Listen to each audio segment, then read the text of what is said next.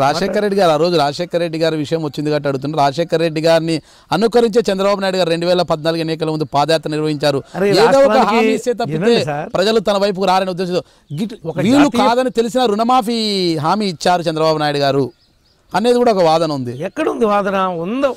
ఉందని రాష్ట్రం నిజంగా కలిసి ఉంటే ఇచ్చే అవకాశం ఉంది, ఆ రోజున ఇచ్చాడు. కానీ రాష్ట్రం విడిపోయినా కానీ వాగ్దానాన్ని విస్మరించుకోకుండా ఈనాడు రైతాంగానికి అండగా ఉన్నాడు.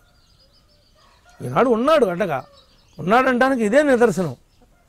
నేను మన జనచైతన్యానికి వెళ్ళా, అంతకుముందు వెళ్ళా ఎవరికైనా మా ప్రభుత్వం మీద అసహనం కానీ నిస్సహాయత కానీ ఉంటే అంతమంది జనం బయటికి రారు, అంత హారతలు ఇవ్వరు, అన్ని పూలు చల్లరు, ఆ రకంగా మమ్మల్ని మర్యాదగా చూడరు.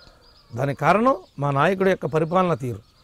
మళ్ళీ మీ ముందుకు వచ్చిన అదే ప్రజలే గడప గడపకు వైసీపీలో భాగంగా వైసీపీ నాయకులు పెదపాడు పెదవేగి వీళ్ళంతా వెళ్తుంటే అక్కడ కూడా మాకు అర్హత ఉన్న పక్కా ఇల్లు ఇవ్వలేదు, పెన్షన్లు ఇవ్వలేదు అనేసి మొత్తం కూడా వాళ్ళకి ఫిర్యాదులు చేస్తున్నట్లు కూడా పత్రికల్లో కథనాలు వస్తున్నాయి. దానికేమంటారు?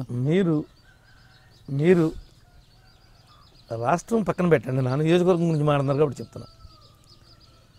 మీరు వస్తానంటే నేను వాళ్ళ ఇన్ఛార్జ్ ఇంటికి వెళదాం, వైఎస్ఆర్సీపీ ఇన్ఛార్జ్ అని మీరు అంటున్నారు కదా, వాళ్ళ ఇంటికి పోదాం మీరు నేను కలిసి. ఎన్ని గడపలకు వెళ్ళాడు, ఎవరెవరు ఏం సమస్యలు చెప్పారు, ఈయనేం తెలుసుకున్నాడు, ఎన్ని సమస్యలు పరిష్కారం కాలేదో ముఖాముఖి మాట్లాడుకుందాం. వెళదాము ఇప్పుడు? వస్తారా? పక్కనే ఆడ కూడా మా బాబాయే. ఓకే, మీ బంధువే. మా బాబాయ్ తీసుకెళ్తా, మిమ్మల్ని పరిచయం చేస్తా. నన్ను ఇంటర్వ్యూ చేస్తాకు వచ్చాడు. బాబాయ్ నువ్వు అన్ని ఇళ్ళు తిరిగావట, ఎన్ని సమస్యలు వచ్చింది, ఏం జరిగిందో ఒకసారి. ఇక్కడ బాబాయ్ అబ్బాయిల మధ్యనే పోరు జరుగుతుంది అనమాట. ఎవరి మధ్య జరిగినా కనుక్కుందాం. అదంతా గడప గడపకి వైఎస్ఆర్ అనేది వాళ్ళు 11 కేసుల్లో ఎందుకు ఇరుక్కున్నాడు, ఎందుకు ఛార్జ్షీట్లు పడినాయి, ఎన్ని కోట్లు పక్కదారి మళ్లించారు, ఎందుకు 100 గదులు దాటినటువంటి ఇల్లు కట్టుకున్నాడు, ఆ కోటకి ఆయనకి ఉన్న సంబంధం ఏమిటి, ఇంత డబ్బు ఇంత తక్కువ కాలంలో ఏ రకంగా కొట్టొచ్చో జగన్మోహన్ రెడ్డి గారి దగ్గర నేర్చుకోవాలే తప్ప వాళ్ళు గడప గడపకి వెళ్తున్నారు. గడప గడపకి ఏమి వెళ్ళారండి? గడప గడపకి ఎన్ని గడపలు తిరిగారండి ఈ రాష్ట్రంలో? ఎన్ని గడపలకు తిరిగితే వాళ్ళు సమస్యలు వచ్చినాయండి? వాళ్ళకి ఎక్కడున్నాయి సమస్యలు అసలు? వీళ్ళు తిరగడానికి, వీళ్ళు తిరిగే అవకాశం, వీళ్ళు సమస్యలు తెలుసుకునే విషయాలకి అలా అవకాశం ఏమైనా ఇస్తున్నాడా చంద్రబాబు గారు వాళ్ళకి?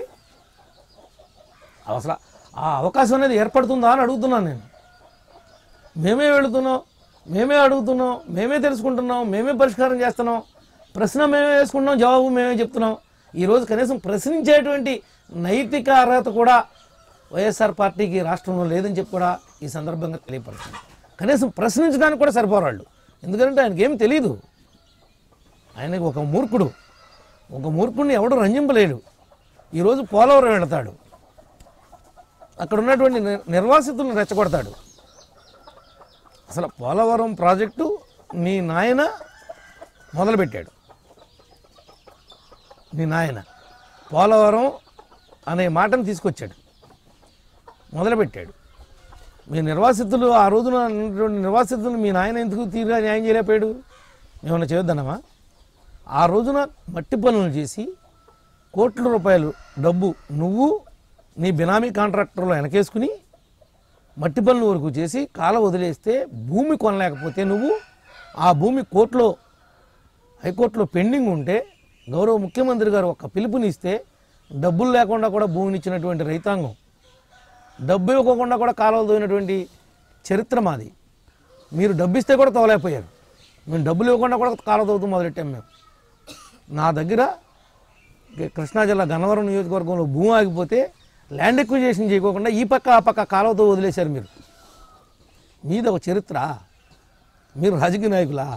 మీరు రాష్ట్రాన్ని కాపాడతారా? మీరు ఏం వ్యాపారం చేస్తే ఇన్ని వందల వేల లక్షల కోట్లు మీరు సంపాదించగలిగారు, మీ అనుచరులు సంపాదించగలిగారు, మీరు ఈ సమాజానికి ముందు జవాబు చెప్పిన తర్వాత మీరు ప్రజల దగ్గరికి రావాలి. మీ 11 కోట్ల కేసుల్లో మీ నిర్దోషత్వాన్ని నిరూపించుకున్న తర్వాత మీరు శాసనసభలో ఉండాలి. మీరు నైతికంగా బాధ్యత తీసుకుని మీ శాసనసభ్యత్వాన్ని కూడా వదులుకోవాల్సినటువంటి అవసరం ఉంది.